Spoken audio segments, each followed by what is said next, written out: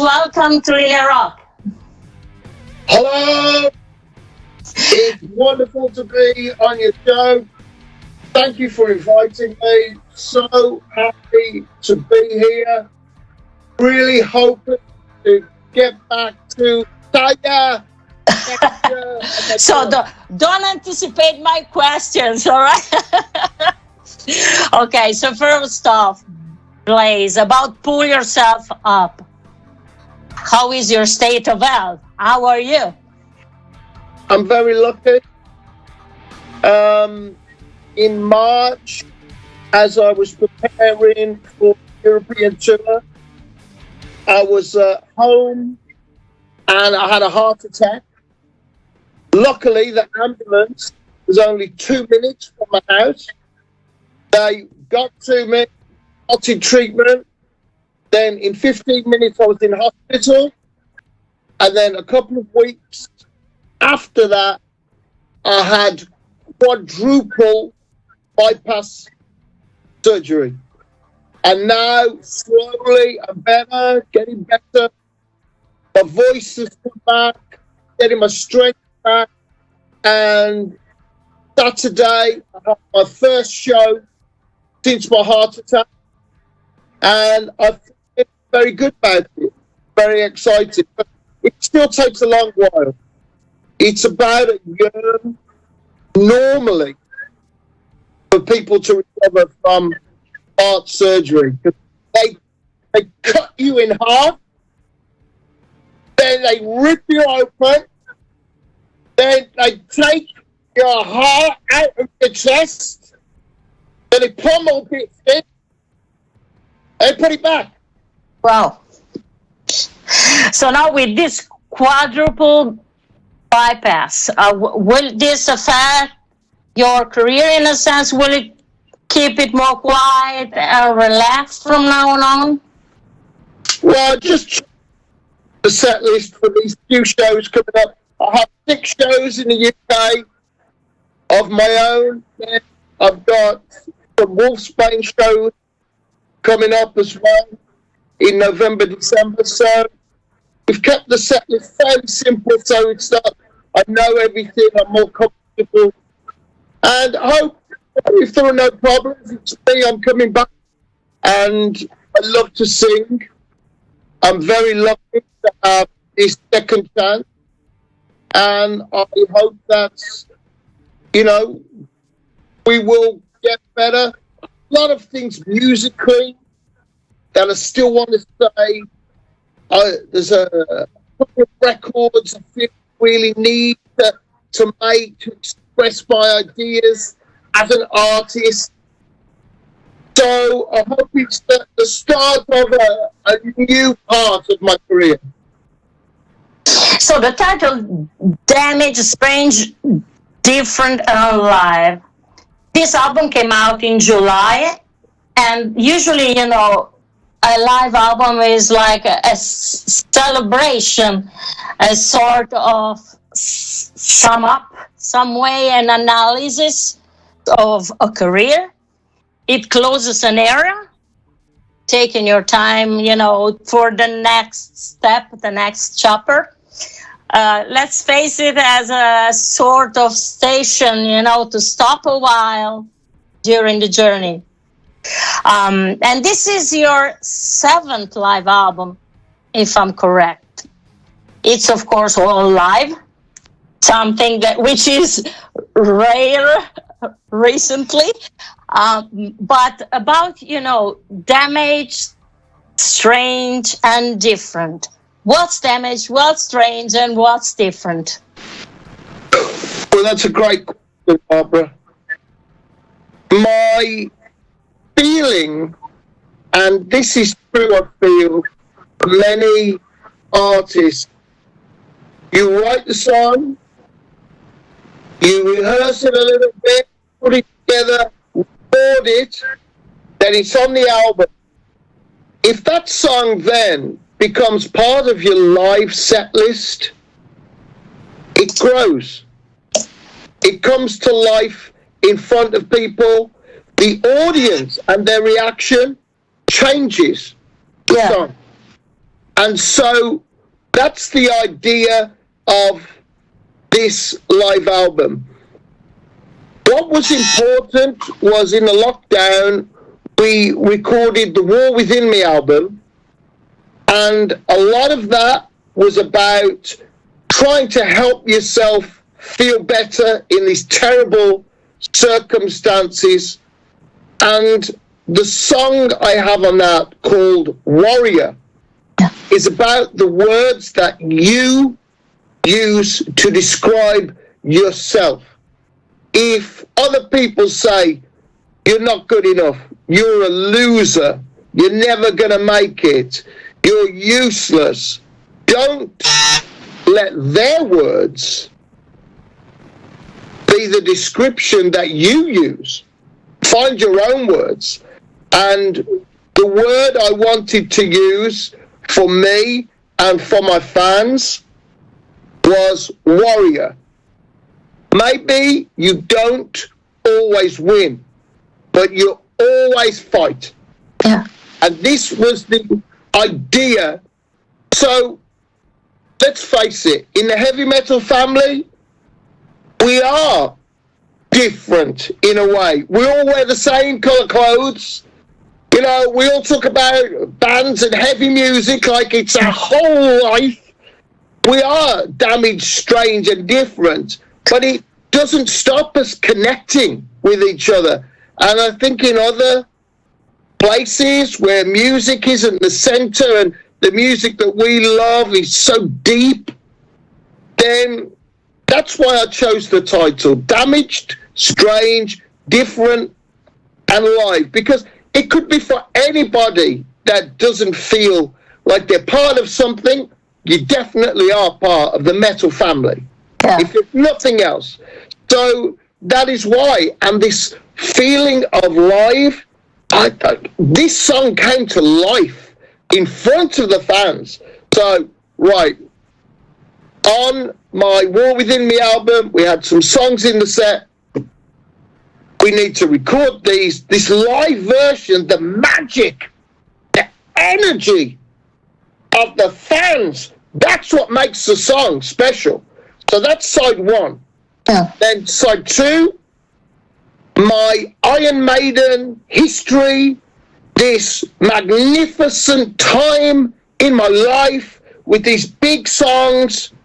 The same has happened, but even more now, because my voice has changed, I've grown stronger, I'm a better singer now than when we first did that, when I was a younger man.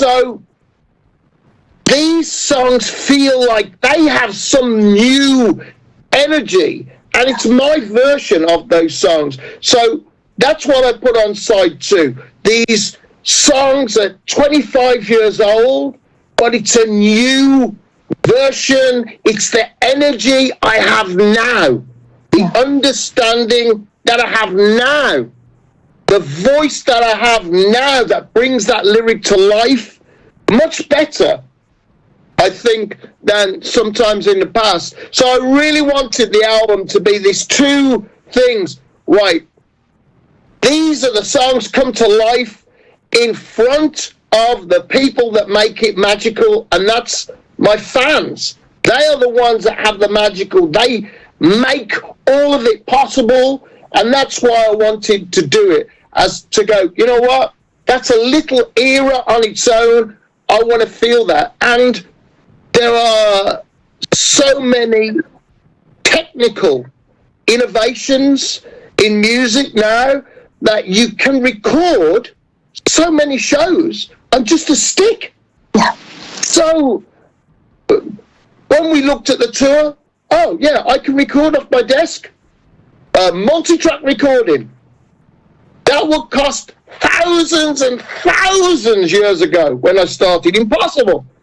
And so we had all these things. You know what we'll do? We'll collect the recordings. Yeah. And if we think we have something, great. If we don't, it didn't cost anything. And we did have something. You know what? We got to make this into an album. Yeah, and about that, of course, now making a live album is easier in a sense. But does the live album have a different meaning nowadays? A different, impact and weight also compared, to the 70s, 80s, and 90s as well. When live albums had, a huge impact. They were like a flagship, a crown jewel in a band's career. Do you leave it the same, or it's quite different now? I think it is different. It's very different now because it's so much easier to make it possible. When Maiden did Live After Death, it was a huge thing because bands didn't record live very often. And when Wolfsbane, we did Massive Noise Injection at the Marquee in London, then that was it was a big deal to make a live album. But now, what's good and bad, what's good is it's not such a big deal, so you don't have to be as nervous, as not so, if we don't get it right, if we get messed up. But also, it's not such a big deal, so is it important? What I think is important is to capture a feeling with people, an interaction of a song, not as, here's me performing my song for you. No. Here we are with this song together. And this is what's important. So when you hear the song on Damaged, Strange, Different, Alive, you hear it, you're feeling it too.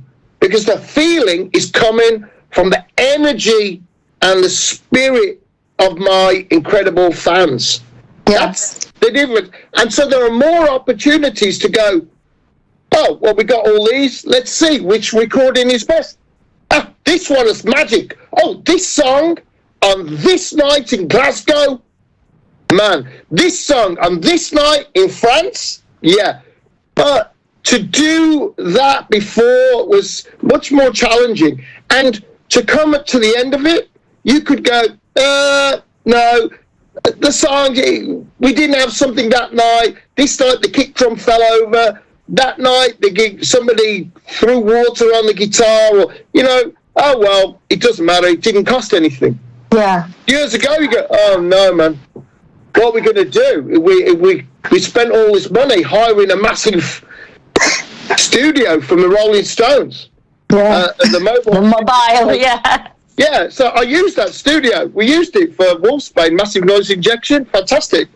And it was a great album, but I think now I prefer this idea that I can try to look what is the best song on that night over all these things. And sometimes it's very surprising. Plus now, Blaze, you have also YouTube that sometimes ruins, the magic of tours, of the expectations, because the next day everything is online, and plus, on social media, a lot of comments. And what do you think about that? And did you actually read any comments before, choosing the songs to put on the live record? Like, that fans, comments about the shows and say, that night was amazing, and so maybe you re-listen to the songs that you recorded that night with a different ear through the fans' ears. Yeah, I think I'm waiting for something to jump out. So whatever people say, that's completely subjective to their experience. And with me, there's no laptops, no recordings, for better or worse. It's 100% live. Sometimes that's a few mistakes. Sometimes it's magnificent energy taking over the room. You never know what you're going to get. So I think as a fan, whatever has happened to you leading up to that gig is going to make that gig special for you. And I'm listening with Chris Appleton, co-producer, and it's very cold. Right. Does anything stand out? And you go, oh, something's happening here. And those are the ones. So I'm hoping that because of the way that we perform and anything can happen at the Blaze Bayley gig, you can just stop a song in the middle and start talking, or you can make the song longer, or whatever you want to do. The set can change. We're not tied into a production. So I hope that that's our tools against, right, same show every night. If it's on YouTube, why bother? Because it's going to be the same when I go. Whereas if it's 100%, no laptops involved, nothing like that, well, it's never going to be the same. And it's not going to be an identical show. It's going to be personal to you that came to the gig. You make the show. Everybody that comes, their energy is part of the show. And it's not regulated by what lights are where, or if we're, recording it, or what the time is, anything like this. So then it's more, I think, about the spirit of music. And according to Blaze Bayley, which are the 3 best live albums in heavy metal history, the ones that you spin the most and that has been maybe also an inspiration for you? Well, I suppose Live After Death has to be a big one. And then AC/DC, their first live album. If You Want Blood, you got it. Blood, it's just, it's a spirit of its time, it's of its day. But if you don't know anything about AC/DC, never heard them before, and I play you that, you're going to go, what is this? So I think that's my top 2. And I have to say, maybe Motorhead's live at No Sleep Till Hammersmith, I think it was, that one. And really, I want people to think of Wolfsbane live album called Massive Noise Injection. I would love it if people listened to that and enjoyed that. Some people that have, it's an old album now, from Hammersmith, from the Marquee in London. Then that's just a crazy, crazy record. And for some people, that's their favourite album. So you said you divided, in 2 sides, Blaze songs on one side and Maiden song on the other. Compiling, a set list for a show for somebody like you, which have, such a long career, must be very difficult. So I cannot imagine how difficult it was to, choose just 9 songs for this live album, to restrict the choice and pick the songs. So you said that you picked the most magic songs and so on, but was the process so easy as you said, or it was long? It was long. Yeah, it was long. It was a lot of details, listening to the details. It was a long process. But we were lucky because we changed the set a couple of times during the tour. It was the tour was over a long time. We never had a planned release. We were like, we might be able to make a live album if we collect the recordings. We didn't say next album is a live album. We just said, we might be able to do it, and that will get things going. So that's how it worked, but it is difficult, and it's crazy. People still find out about me. People don't know that I have a career with 13 studio albums or whatever, and they say, oh, will you play The Klansman? And I go, well, I played The Klansman on the last tour. Oh, I didn't know you were alive. I didn't know you were still going on the last. I'm like, whoa, it's so maybe next time. So what I'm going to do is now I try and divide things a bit. My Iron Maiden era, it's a long time ago, 25 years ago. So what I do is I come and I do a full set of my Iron Maiden songs sometimes, and then other times I come and I do almost all of my Blaze Bayley solo career with just a couple of old songs in there. And but you just announced some shows in Spain for the 30th anniversary of your period with Iron Maiden, which are planned in January 2024. So that is going to be just Maiden songs? Yeah, and I'm doing that in Ireland as well. And it's the Maiden anniversary set, where it's the anniversary of me joining Iron Maiden, not leaving. I feel when I joined Iron Maiden, what was incredible, Steve Harris said to me, "No music is written. Whatever we come up with, that's going to be the next album."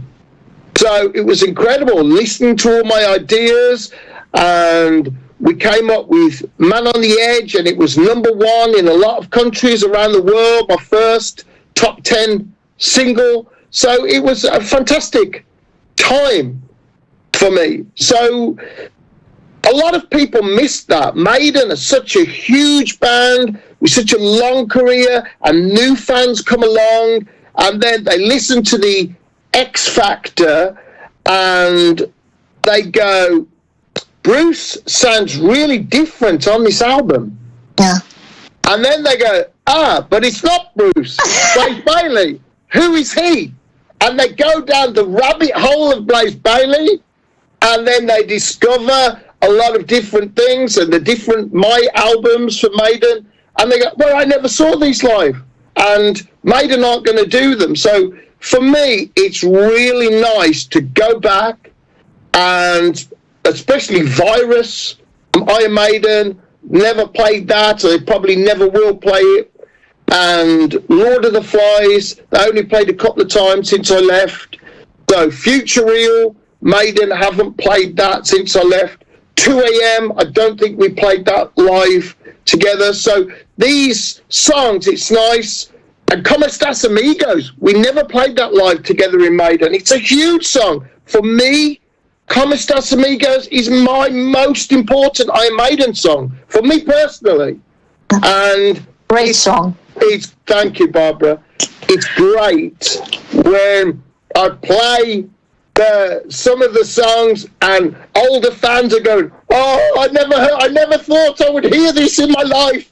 So it's fun. It's a lot of fun. So it was very emotional. But from your perception, is there a Blaze before Maiden and the Blaze after those 5 years you lived, the dream, let's say, because that was like such a huge gig.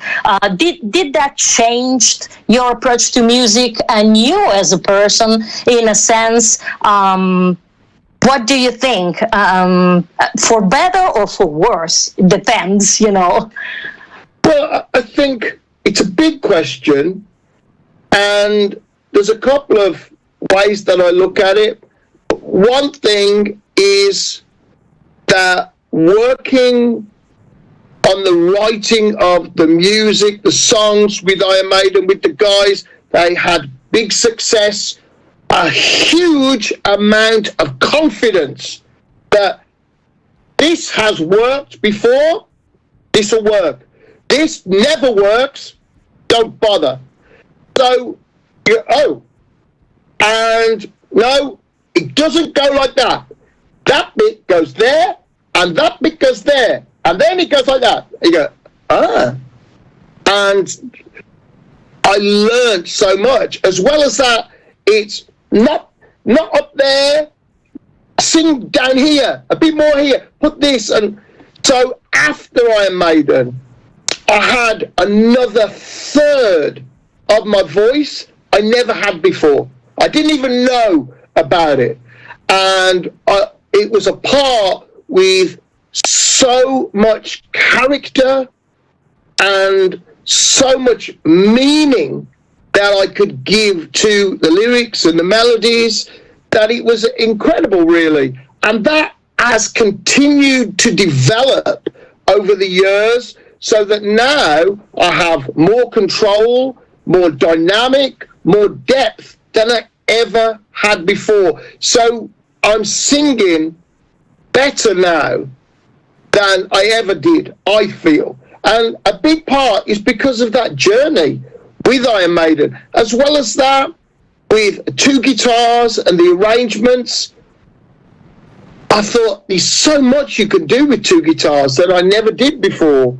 So that was a big part of my music and what I did after that. So if you really listen to War Within Me album, the Blaze Bayley studio album, you really listen, and then you go back, you can draw a line with those guitars and the melodies and things. If you think about it, you can go, yeah, okay, I can see the influence now of Maiden and some of the things that I did with Maiden going all the way along. And it's something I'm very proud of. And if somebody says, well, that sounds a bit like Maiden would do it, I go, yeah, great, because I was in Maiden, and that's what I learned when I was there. So it's nice. We have one of the things that Steve Harris taught me, and this is confusing and huge. When we were writing the songs, he said, the most important thing is the vocal. I said, okay. He goes, thank you. But the instrumental has to be as important as the vocal. But the most important thing is the vocal. But the music has to be as important as the vocal. Yeah. So this was it, and that stuck, and everything I do, that's what I do. That vocal, that song, this journey, this story, it must be told, and it must feel strong. But if that music doesn't carry that story and take its own part in the story, doesn't mean anything. Yeah. So that music must mean something. It has to be as strong as hello. Hello, I am in pain. Let me tell you why I am in pain. Share with me my story. The music must say that on its own, as well as the vocal coming inside your head and going, let me tell you about this story. I am in pain. Share with me. So that's what I learned, really, and I try and take that through with me every song. If it's a happy song, if it's about crazy things that have happened, like 18 Flights, we were in an earthquake. The 5th song, the stage is shaking. I'm going, what was the stage collapsing? No, it's an earthquake. All the lights go out, and then the drummer's still playing. Then Martin, it's an earthquake. Come on, we gotta go. So I think it's. I learned a lot, and I think that's the big change. Which is the song that you think has, the most Blaze Bayley stamp on it? Maiden song, of course, of your era. The one that you're most proud of. It goes between 2. Perhaps they're not what you expect, but one is 2 a.m. And that's a true story that I was working in the evenings as a crew guy, loading out different things from different bands, equipment and everything, and I would come home literally at 2 a.m. in the morning and think, well, what am I doing? I was trying to make it in a band once. I thought I was going to make it, and there I am. My dream seems to be dead. Yeah. So that's one thing, because a lot of fans say to me, I really identify with this idea of working hard and getting nowhere. And feeling that you're getting nowhere, and it meant a lot. And the other one is Como Estas Amigos, because I was in Buenos Aires, Argentina, and I saw the memorial to the dead soldiers from the Falklands War, where Britain and Argentina had a war, and many British servicemen, soldiers died, and Argentinians died as well. But when I met the people in Argentina, they were so lovely, and their hospitality so wonderful. You think, how could you ever have a war with these people? It's unbelievable to think we all love this music and so many things in common, and just a wonderful place to visit. And you think, war is not about normal people. It's about people up there that want to make these things happen, about the governments and the politicians and selfish people. It's not about regular people. And that really affected me, because a friend of mine from school died in the Falklands War. So I wrote a poem, just something, and then a year later, I would sit there with Yannick Gers. He goes, I've got this idea. Have you got anything? And I thought, I wonder if it fits with this poem. And he did. And then got involved and got Steve Harris involved. And what do you think? Well, oh yeah, and we put this here, and it's just magical. But we never played it live. Uh-huh. And so it's one that I really try to play in my Iron Maiden set when I'm doing my anniversary set list. For me, my voice now tells that story much better than the young man. Whereas 2 a.m., yeah, that's me at that time.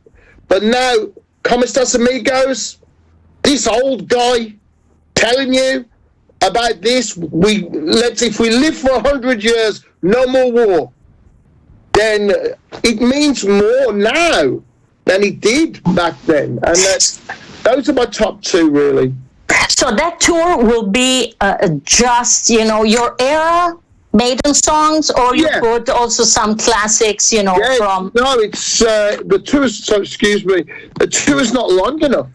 I mean, the set list isn't long enough. Okay. And really, it's only worth my fans and the Maiden fans coming to listen to songs that they're never going to hear Maiden play. Yeah, that makes sense. Yeah. Songs that they've never heard Maiden play. So my era is, if you weren't there at the time and on those 5 years, you're not going to hear a lot of those songs. So it's nice, I think, that you can hear for the first time something that you may have known for 25 years, but you've never heard it live. Right. You're going to hear the original singer come and do the best version that I possibly can. And I get excited about it because they were great days, but also I feel that I've improved a lot, that it's like meeting old friends. When I get these songs out in rehearsals, I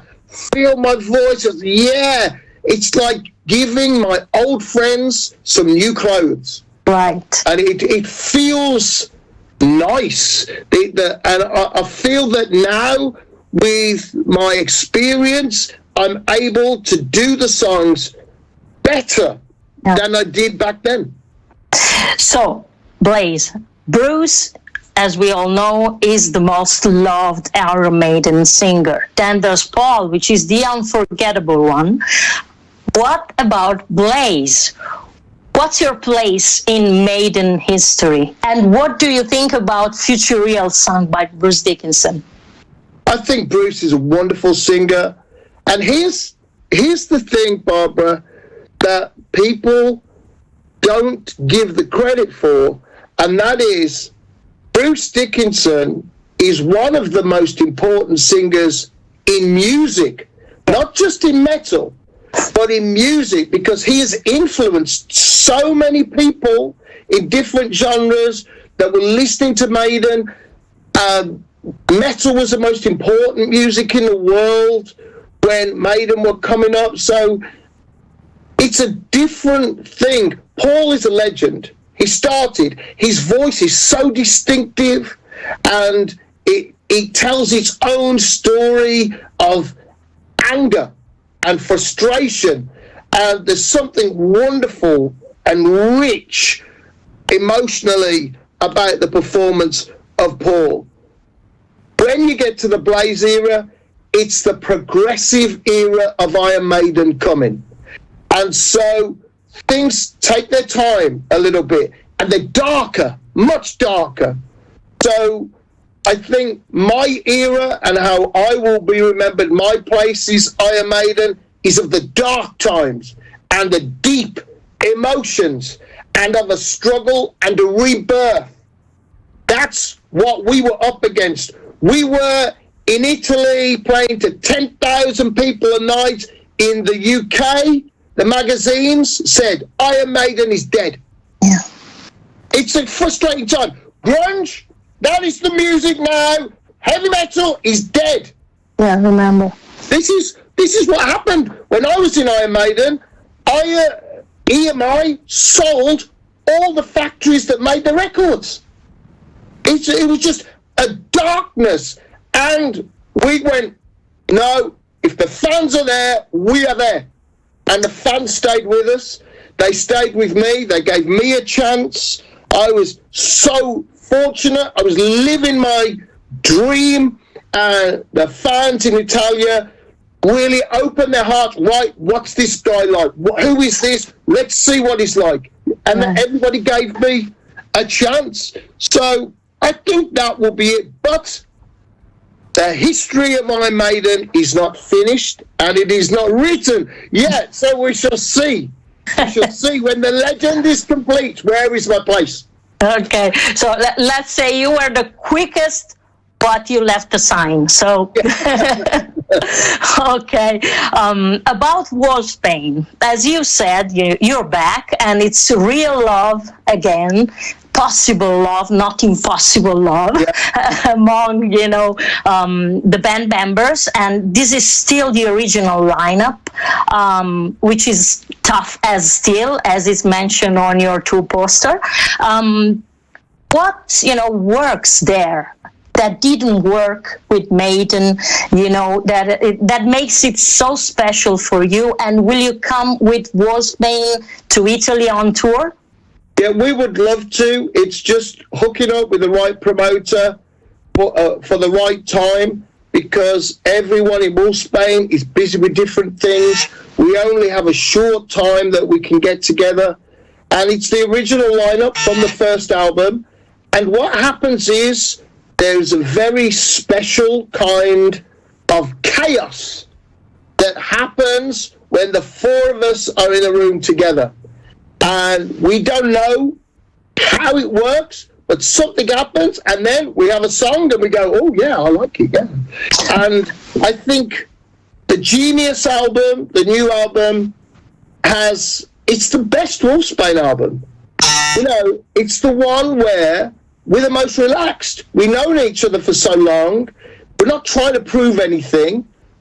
Everybody's going, okay, yeah, that's a nice idea, and all of this. And the identity of the band is the friendship of the people in the band, and that we know each other and support each other. So when we can get together, it feels magical, and we hope we can get together a lot more. And I hope that if there are people listening, they will check out the new Wolfsbane album, Genius, and I hope that they will like it as much as the old albums. I saw that some of the shows are cancelled in November in the UK. Is that correct? No. Okay, so it's not. Nothing is cancelled. Okay. At all. The only thing is, I had a heart attack, and some people may have thought, but we said, you know what? We're going to hold on. I'm going to get well. I'm going to try and get well. Nothing is cancelled. So, no, absolutely nothing. And some are selling out. It's a lot because we have health issues in the band, but we've been rehearsing. We've had, I think, 6 rehearsals, and we've got another 2 before the tour. It feels good. and the new songs feel really strong. So no, nothing is cancelled. That's fake news. All right. Okay. So one last thing, Blaze. If you could turn back time, would you do it all over again as it happened, or would you change? How is that's been, or would you change something in your career? I change everything. Everything. I change everything. Absolutely everything. I've changed loads of things. I've been very lucky in my career. I'm a full-time heavy metal singer, and I'm independent. I own my own label. It's tiny, just me on my own. But it's yours. But it's mine. No one can tell me what to do, what the artwork is, what the music is. No one. And they can't say when the album comes out. No one. So there's a price to pay for that, but to be independent is something very special.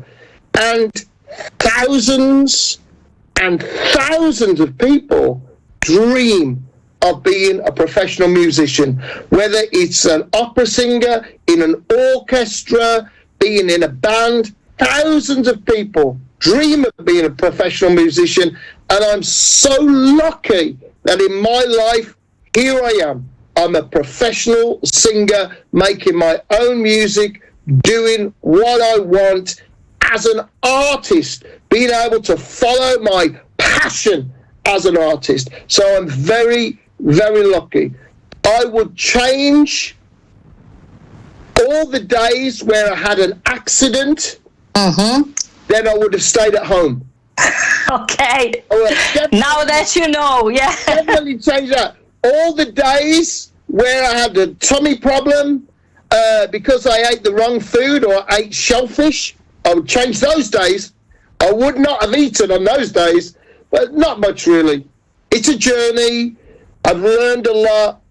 I like where I am. I would have not had a heart attack if I knew there was a choice about it. If I just ignorance, But apart from that, I think the important thing is I have support from incredible fans in Italia and around the world. I worked and had in my band many wonderful Italian musicians, incredible people. So I have great memories of touring all around Italia, and just wonderful memories of being there throughout my career.